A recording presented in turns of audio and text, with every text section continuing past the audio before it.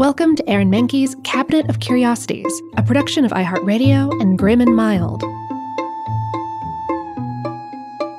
Our world is full of the unexplainable. And if history is an open book, all of these amazing tales are right there on display, just waiting for us to explore. Welcome to the Cabinet of Curiosities.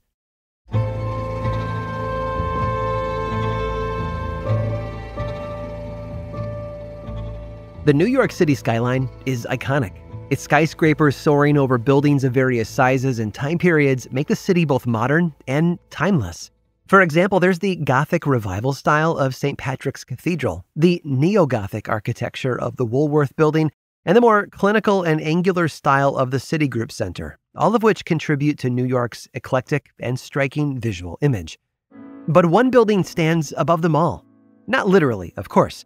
While it may have been the tallest building in the city and the world at one time, it has been surpassed by many others in the years since its completion.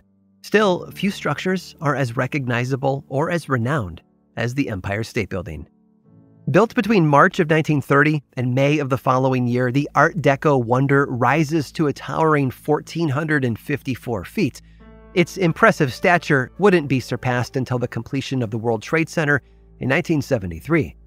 The Empire State Building is located on 5th Avenue between 33rd and 34th Streets in Manhattan, just down the road from the famous Macy's department store.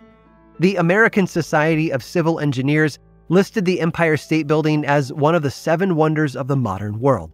This is a designation shared by such structures as the Golden Gate Bridge and the Panama Canal, and for good reason. It has 102 stories and was the first building anywhere to cross the 100-floor threshold. Of those 102 floors, by the way, the first 85 are home to various offices and commercial entities.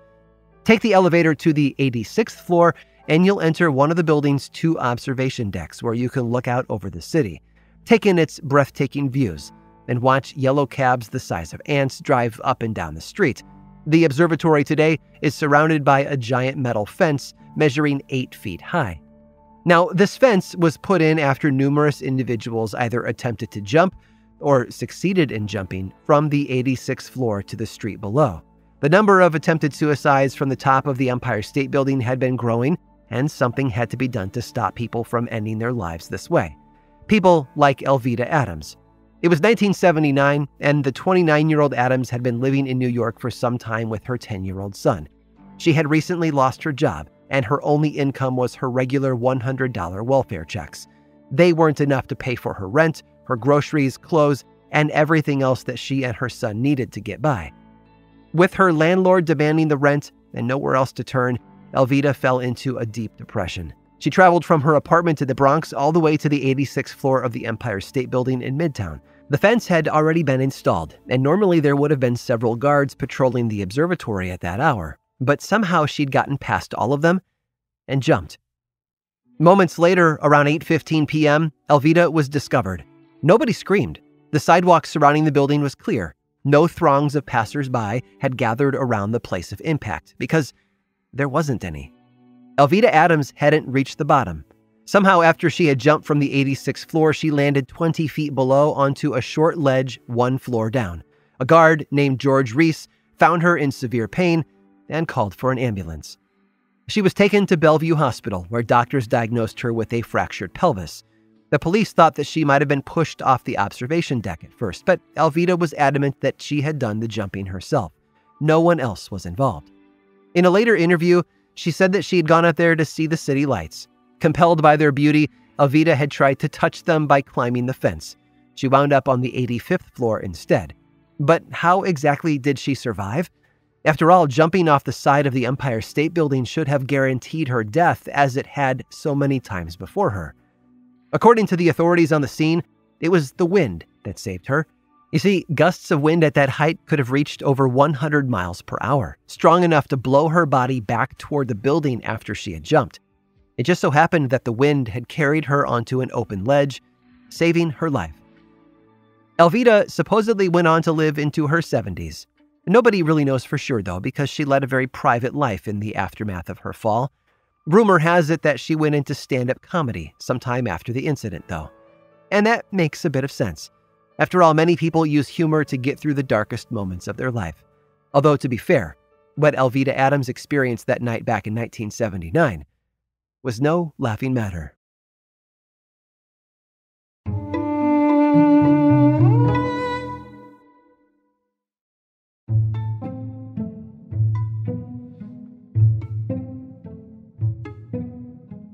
So much of humanity's evolution is the result of cross-pollination of knowledge and experiences from different cultures. Today's entertainment, especially live theater, can trace its roots back to the ancient Greek dramas. Costumes, the use of satire, and special effects were all first witnessed in productions of Greek plays. Prehistoric objects, such as rocks and spears, eventually became the tools and weapons that we use today, like hammers and knives.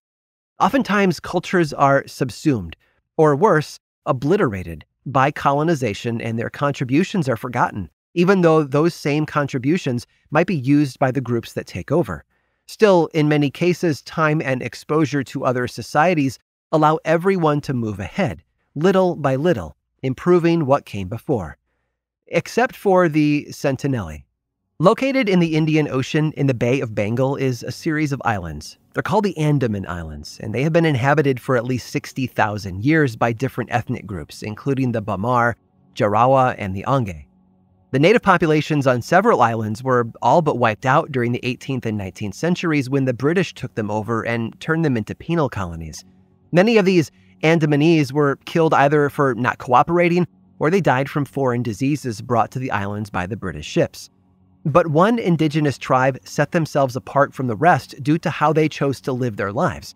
In short, they rejected the arrival of the English and everyone else violently. They're called the Sentinelese, or Sentinelli, and they live on the appropriately named North Sentinel Island. Their homeland is only about 23 square miles in size, and lush with tropical forests. Dive into the waters off its shores and you'll be met with miles of beautiful coral reefs below the waves. Unfortunately, it's almost impossible to know the exact population size of the Sentinelli due to their isolated nature. However, estimates place their numbers somewhere between 50 and 200 people today. A British research ship passing by first documented the island's inhabitants in 1771, but it would be another 100 years before anyone would set foot on its beaches. An Indian merchant ship had run aground on a nearby reef, and the 106 passengers and crew made it to the island thanks to one of the lifeboats. They remained there for just over 2 days until they were attacked on the third. The captain made haste, rowing himself away from danger in the only lifeboat and leaving everyone else to be killed by the Sentinelli. After he was rescued several days later, he described his attackers in great detail, saying, "The wild were completely undressed," he said, "with short hair and nose painted red, and their arrows had a metal tip." It was believed that the native people had salvaged metal from other ships that had crashed or sunk in the waters off the coast. 30 years later, an Indian prisoner had been living in the penal colony on one of the other islands and managed to escape. He'd built a makeshift raft and floated the 50 miles to North Sentinel Island, thinking that he had gotten away scot-free. A recovery team found his body with arrows embedded all over it several days later. Nobody set foot on North Sentinel Island again after that. The Sentinelli did not adopt any modern technology brought over by the British or the Indians. What scraps they did use were only meant to reinforce their rudimentary weapons, such as bows and arrows and spears. Some anthropologists believe that they still live the only true paleo lifestyle on the planet to this day, and all their food comes from the island, including fruits and vegetables they pick themselves, as well as the fish and animals they hunt. They don't grow anything deliberately. They merely eat what freely grows on trees and in bushes around them. No one outside the tribe is capable of speaking or understanding their language either, and their manner of dress is limited. Men and women wear bark strings around their waists, but are otherwise naked. In 1991, an Indian anthropologist named Triloknath Pandit landed on the island with a team of researchers on a mission of peace. It was the first successful visit to the Sentinelli that didn't end in bloodshed. They welcomed Pandit, accepted his gifts, and allowed him to interact with the tribe unharmed. He was the only person to ever make friendly contact with the reclusive tribe, though. The British didn't believe that it could be done, but Pandit proved them wrong by showing them that great things could actually be achieved when colonization wasn't the goal. I hope you've enjoyed today's guided tour of the Cabinet of Curiosities. Subscribe for free on Apple Podcasts or learn more about the show by visiting curiositiespodcast.com. This show was created by me, Aaron Mahnke, in partnership with How Stuff Works. I make another award-winning show called Lore, which is a podcast, book series, and television show, and you can learn all about it over at theworldoflore.com. And until next time, stay curious.